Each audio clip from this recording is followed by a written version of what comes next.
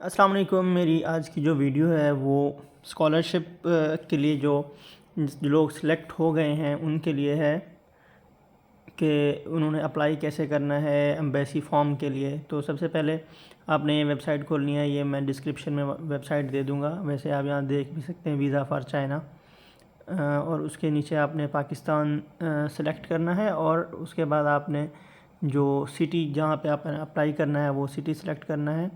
उसके बाद आपने जाना है, ये पेज ओपन हो जाएगा और इस पेज में आपने क्विक एक्सेस पे जाना है। क्विक एक्सेस में जब आप ओपन करेंगे तो इसके बाद आपको ये डिफरेंट ऑप्शंस मिलेंगे। चाइना वीज़ा एप्लीकेशन पे आपने इसमें क्लिक करना है और इसमें आगे न्यू एप्लीकेशन पे क्लिक करना है। तो ये आपके पास फॉर्म खुल जाएगा और इसको आपने एग्री करना है। तो यहाँ से एप्लीकेशन स्टार्ट हो जाती है। इसमें आपने सबसे पहले सेलेक्ट करना है start a new application form और इस एप्लीकेशन फॉर्म को आपने ओपन करने के लिए इसको ड्रैग करना है तो न्यू एप्लीकेशन फॉर्म ओपन हो जाएगा। इसमें आपने जो अपना नाम ऐड करना है वो नाम एज एज पासपोर्ट है एज इट इज़ वैसे लिखना है। जैसे पासपोर्ट पे नेम है, फैमिली नेम है और उसके बाद जो गिवन नेम है पासपोर्ट के मुताबिक आपने वो लिखना है। अगर अली मोहम्मद है, गिवन नेम मोहम्मद अली है और सर नेम मोहम्मद है तो आपने उसके मुताबिक लिखना है। उसके बाद आपने ये अब फ़ोटो अपलोड करना है। इस फ़ोटो का बैकग्राउंड वाइट होना चाहिए और उसकी क्वालिटी अच्छी होनी चाहिए। जब आप उसको अपलोड करेंगे तो फ़ोटो पे आप उसको बैक एक ऑप्शन आता है, आप उसको बैक करेंगे तो फ़ोटो का बैकग्राउंड भी आ जाएगा। बाज़ वक़्त पिक्चर का बैकग्राउंड नहीं आता तो अपलोड होने में प्रॉब्लम होता है। ये यहाँ पे शो नहीं हो रहा स्क्रीन रिकॉर्डिंग में, मगर आप जब अपलोड करेंगे तो ये आपका फ़ोटो अपलोड हो जाएगा। ये फ़ोटो वेरीफाइड हो जाएगा और आपने इसमें डेट ऑफ बर्थ जो लिखनी है वो अपनी जो पासपोर्ट के मुताबिक है वो लिखनी है। तो मैं ये वैसे रैंडम डाटा ऐड कर रहा हूँ। तो जेंडर मेल और फीमेल इसमें जो भी आपका जेंडर है वो आपने लिखना है। और इसके बाद आपने प्लेस ऑफ बर्थ लिखनी है कि जहाँ पे आप पैदा हुए, पाकिस्तान में हुए, जहाँ पे भी हुए तो यहाँ पे आपने पाकिस्तान ऐड करना है।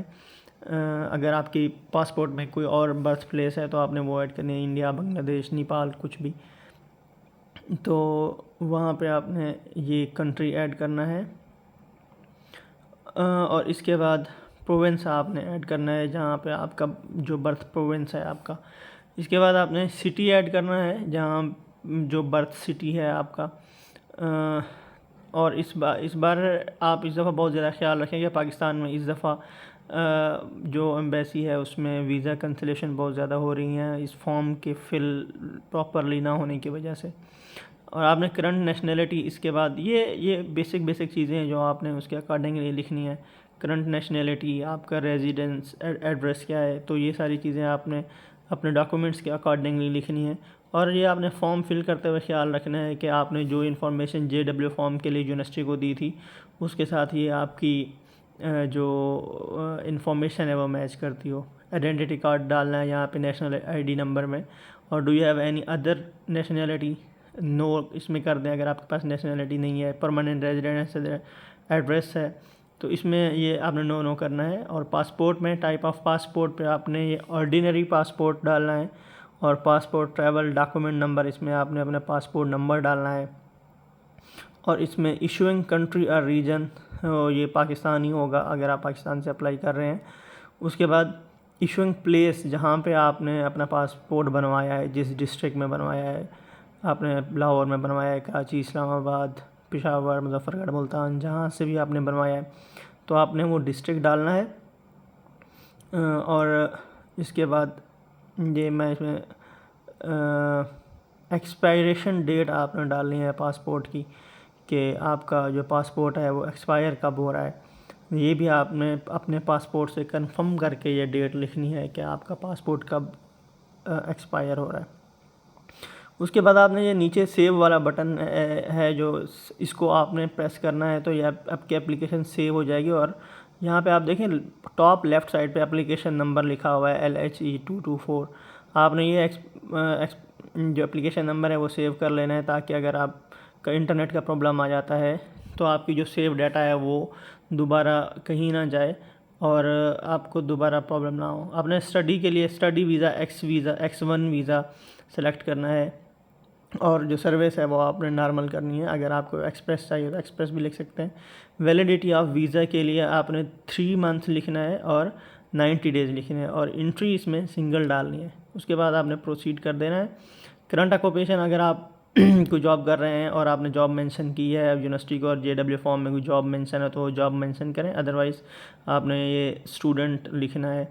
और वर्क एक्सपीरियंस, क्योंकि मैंने स्टूडेंट सेलेक्ट किया है तो इसमें वर्क एक्सपीरियंस मैंने नॉट एप्लीकेबल डाल दिया है, और इसमें लिख दें I didn't work anywhere और आई डिडेंट डू जॉब। अगर आप ने जॉब वगैरह की इंफॉर्मेशन डाली है तो कोशिश करें आप NOC और एक्सपीरियंस लेटर भी लेके जाएं जहाँ आप जॉब कर रहे हैं। हाईएस्ट डिग्री और डिप्लोमा है, इसमें आपने लेटेस्ट डिग्री ली है, मास्टर्स के लिए अप्लाई कर रहे हैं तो ग्रेजुएट डिग्री डालनी है। और अगर आपने PhD के लिए अप्लाई करना है तो उसमें आपने ग्रेजुएट, और अगर मास्टर्स के लिए करना है तो अंडर ग्रेजुएट, और अगर PhD के लिए करना है तो ग्रेजुएट।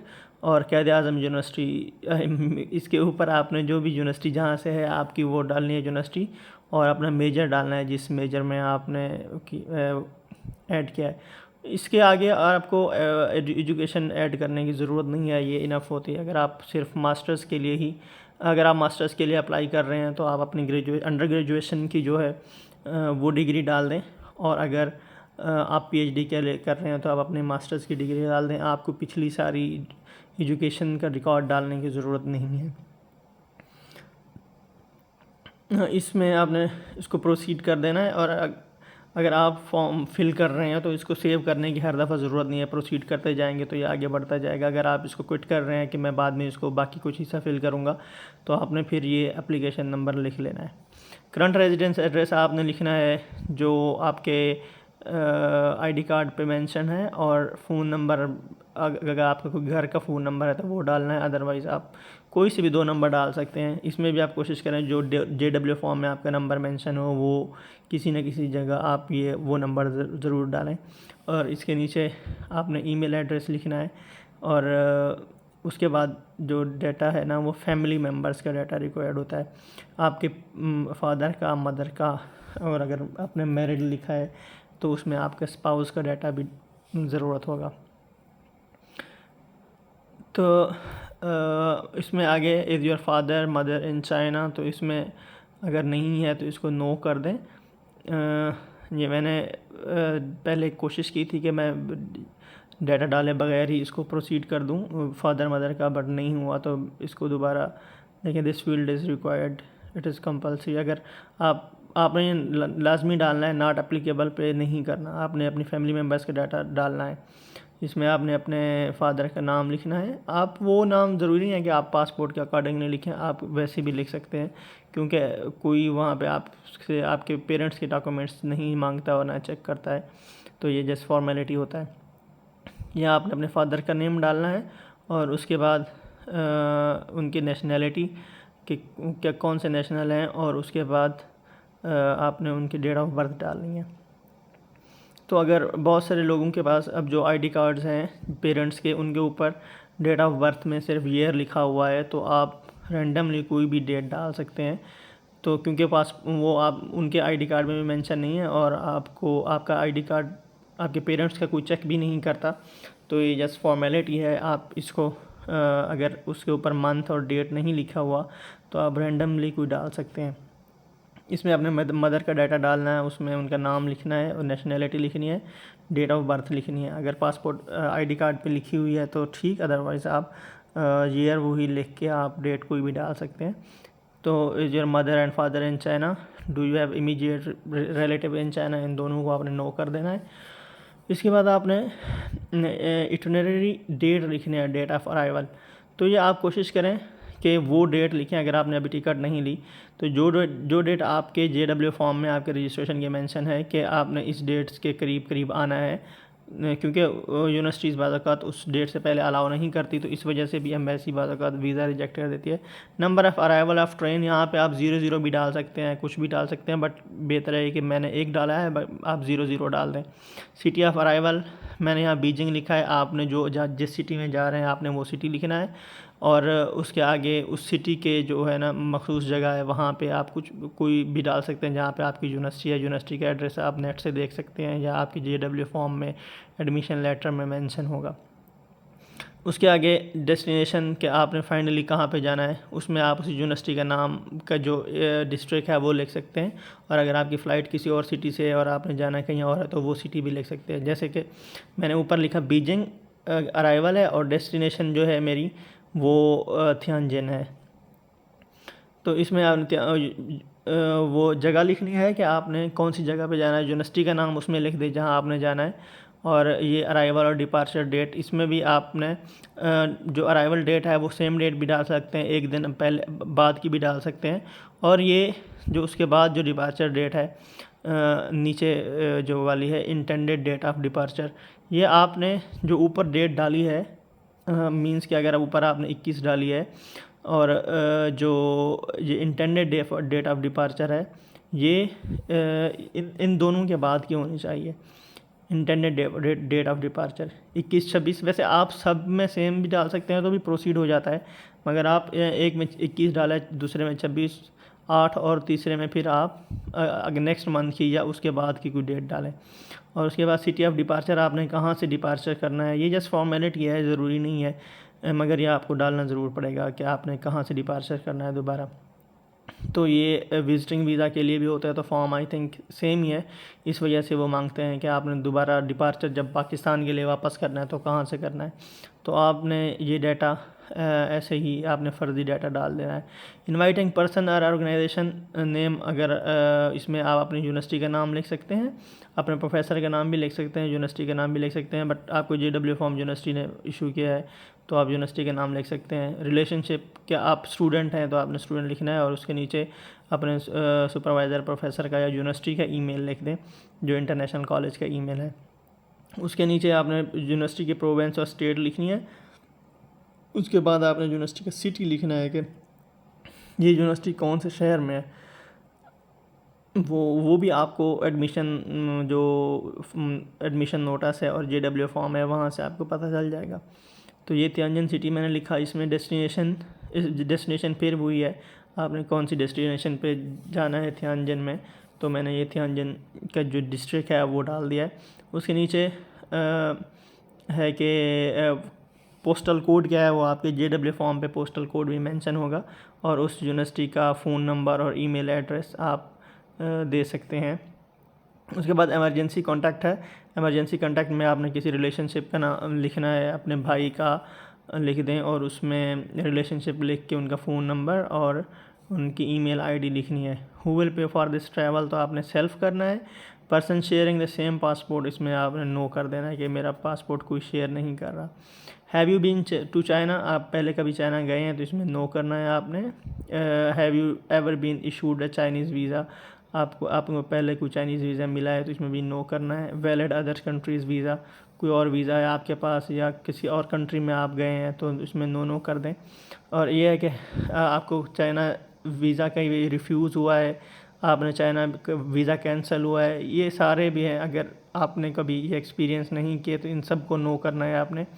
अपने सीरियस मैटर में डिसऑर्डर, इन्फेक्शियस डिजीज़ है आपको कोई इशू है, आपको कोई पर्चा वर्चा है, तो ये सारी चीज़ों में आपने नो कर देना है। आप किसी मिलिट्री में रहे हैं कि नहीं, तो ये सारी चीज़ें आपने नो करनी है। इसको प्रोसेस करेंगे। तो how are you going to collect your passport, अगर आपने बाई पोस्ट करना है तो बाई पोस्ट पे करेंगे और इसको आप क्लिक करेंगे तो वो आपको एड्रेस मांगेगा, पोस्टल एड्रेस। और अगर बाई विज़िट करना है तो वो आपको उधर ही से इशू करेंगे, बट वो आप किसी और को भी भेज के अपना ये वीज़ा कलेक्ट कर सकते हैं, पासपोर्ट कलेक्ट कर सकते हैं अथॉरिटी लेटर दे के। उसके बाद आपने डिक्लेरेशन रिव्यू है, आपने रिव्यू करना है, आपने सारी इन्फॉर्मेशन ठीक डाली है कि नहीं, और इसके एंड में आपने प्रोसीड एप्लीकेशन पर्सनल एप्लीकेशन करना है डिक्लेरेशन में, और I have read the end understood all of the above, इस पर क्लिक करने के आपने सबमिट एप्लीकेशन कर देनी है और उस एप्लीकेशन को फॉर्म को डाउनलोड कर लेना है। डाउनलोड करके आपने इसका प्रिंट लेना है और प्रिंट पे आपने साइन करना है और अपने सारे डॉक्यूमेंट्स के साथ आपने एम्बेसी वीज़ा अप्लाई करने के लिए पहुंच जाना है। पहले एम्बेसी में वीज़ा अप्लाई करने के लिए ज़रूरत होती थी कि आपने डेट लेनी है, अब डेट की ज़रूरत नहीं होती और आप किसी भी वक्त जा सकते हैं। ओके, अल्लाह हाफ़िज़। वीडियो देखने का शुक्रिया। जिन लोगों का एडमिशन हो गया है आप लोग खैर खैरियत से आएँ। इंशाअल्लाह आपको किसी भी हेल्प की ज़रूरत हो तो आप मुझे ईमेल कर सकते हैं, मेरे यूट्यूब पे मैसेज कर सकते हैं, या फेसबुक मेरा अमार ख़ान के नाम से एक पेज है, वहाँ पे आप मुझे सर्च करके मैसेज कर सकते हैं कोई भी क्वेश्चन हो तो। ये सारा फॉर्म था और इस तरह आपने अप्लाई करना है। ओके, अल्लाह हाफ़िज़, बाय बाय।